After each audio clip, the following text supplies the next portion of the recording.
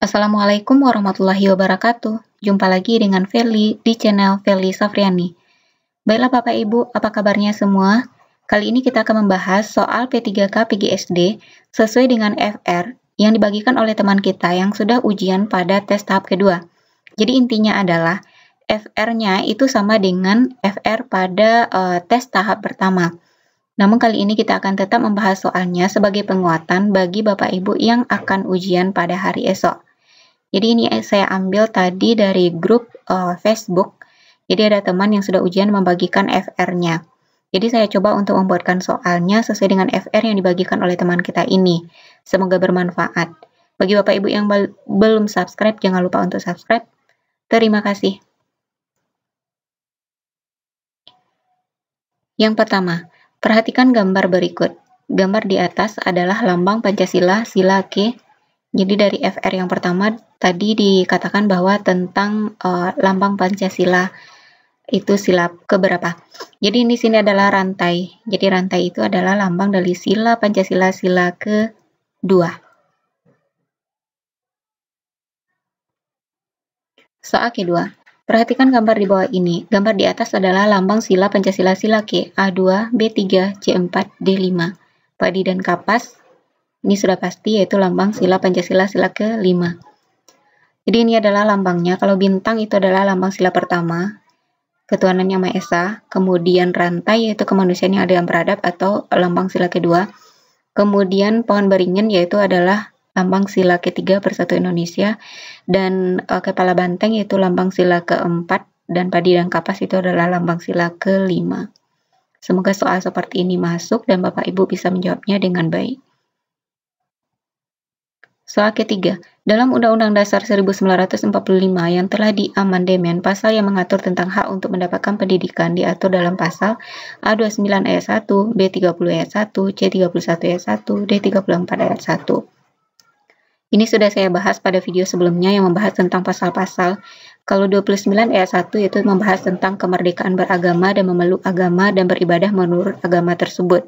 Kemudian pasal 30 yaitu tentang kewajiban untuk mempertahankan, untuk ikut serta dalam pertahanan keamanan negara. Kalau 31 yaitu tentang hak mendapatkan pendidikan. Kalau 34 yaitu tentang kesejahteraan sosial, fakir miskin dan anak yatim, anak terlantar dipelihara oleh negara. Jadi yang bagian dari mendapatkan pendidikan itu adalah pasal 31 ayat 1. Selanjutnya, makna dari pembukaan Undang-Undang Dasar 1945 dan perjuangan pergerakan kemerdekaan Indonesia telah sampailah kepada saat yang berbahagia dengan selamat sentosa mengantarkan rakyat Indonesia ke depan pintu gerbang kemerdekaan negara Indonesia yang merdeka, bersatu, berdaulat, adil, dan makmur adalah kecuali. Jadi ini adalah pembukaan Undang-Undang Dasar 1945 alinea kedua. Jadi maknanya kecuali yang A, kemerdekaan bangsa Indonesia dicapai melalui perjuangan melawan penjajah, jadi kemerdekaan bukanlah hadiah dari bangsa lain. B, keteguhan dan motivasi kuat bangsa Indonesia dalam membela kebenaran dan keadilan untuk melawan penjajah. C, adanya momentum yang harus dimanfaatkan bangsa Indonesia untuk menyatakan kemerdekaannya. D, bagi bangsa Indonesia kemerdekaan bukan akhir perjuangan, kemerdekaan harus diisi dengan berbagai hal yang bertujuan untuk mewujudkan negara Indonesia yang merdeka, bersatu, berdaulat, adil, dan makmur. Jadi yang bukannya itu adalah yang B, keteguhan dan motivasi yang kuat bangsa Indonesia dalam membela kebenaran dan keadilan untuk melawan penjajah. Ini adalah makna dari pembukaan Undang-Undang Dasar 1945 alinea pertama. Selanjutnya, perhatikan data berikut. 1. Pertempuran Ambarawa, 2. Pertempuran Surabaya, 3. Pertempuran Bandung Lautan Api, 4. Pertempuran Medan Area, 5. Pertempuran Margarana. Urutan pertempuran mempertahankan kemerdekaan dari yang paling awal adalah A42135, B12345, C54321, D25431. Jadi kalau kita lihat urutan dari pertempuran tersebut, mulai dari yang awal atau yang pertama itu adalah, yang pertama sekali adalah Medan Area. Medan Area ini terjadi pada tanggal 13 Oktober tahun 1945. Baru yang kedua pertempuran Surabaya, ini 10 November tahun 1945. Lalu Ambarawa ini terjadi pada tanggal 12 sampai 15 Desember tahun 1945. Lalu setelah itu Bandung Lautan Api yang terjadi pada tanggal 23 sampai 24 Maret tahun 1946. Dan yang terakhir yaitu Pertempuran Margarana 20 November tahun 1946. Jadi urutannya adalah Medan Area 4, kemudian Surabaya 2, kemudian Pertempuran Ambarawa 1, kemudian Pertempuran Bandung Lautan Api 3, dan Pertempuran Margarana 5. Jawabannya adalah A.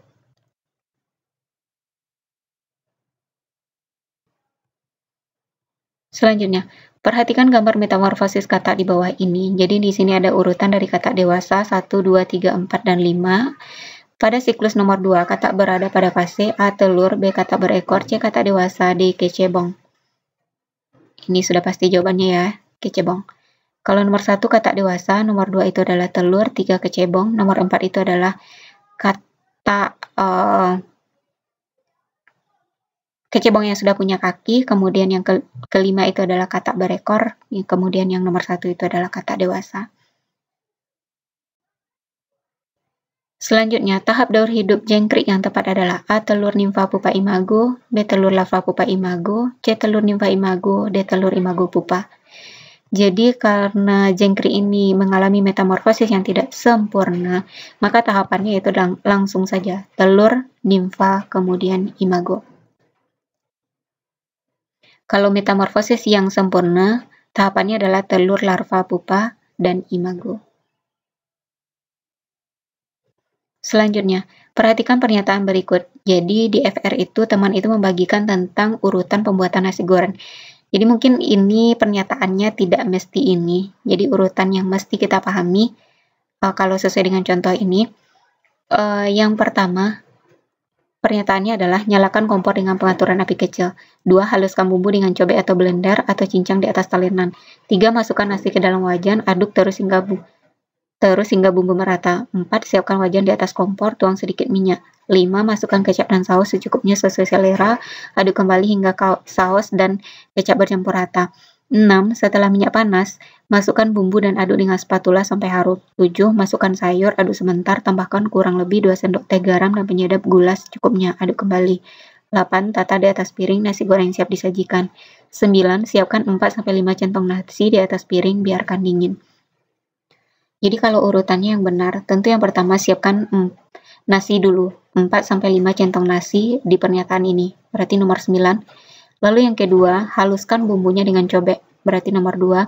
Kemudian nyalakan kompor, nomor 1. 4. Siapkan wajan di atas kompor, tuang sedikit minyak. Kemudian yang keenam, setelah minyak panas, masukkan bumbu. Kemudian yang ketiga, masukkan nasi. Kemudian masuk ke 7, masukkan sayur, aduk. Kemudian yang kelima, masukkan kecap dan saus. Dan yang terakhir yang 8, tata di atas piring nasi goreng siap untuk disajikan. Jawabannya adalah A. Jadi bisa jadi di soal nanti pernyataannya tidak sebanyak ini atau pernyataannya tidak ini. Yang jelas urutan membuat nasi goreng yaitu itu urutannya. Siapkan nasi dulu, haluskan bumbu, nyalakan kompor, masukkan sedikit minyak, lalu masukkan nasi, masukkan bumbu, kemudian aduk rata. Soal selanjutnya, ditemukan hewan dengan ciri sebagai berikut. 1. Hidup di air. 2. Tubuhnya beruas. 3. Setiap ruas terdapat sepasang kaki.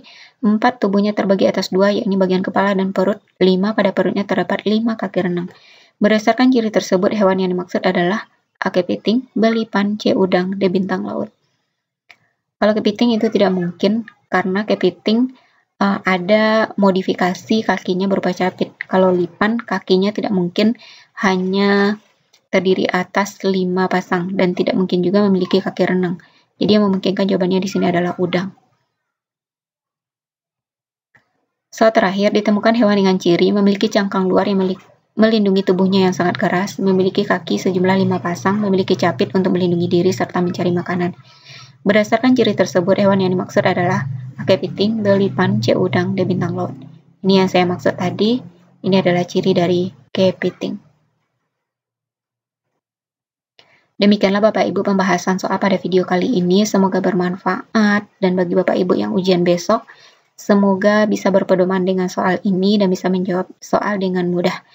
Kemudian saya mendoakan semoga ada rezeki Bapak Ibu untuk lulus tahun ini ketika ada perankingan Bapak Ibu berada pada urutan yang teratas dan bisa memenuhi formasi di sekolah yang Bapak Ibu pilih.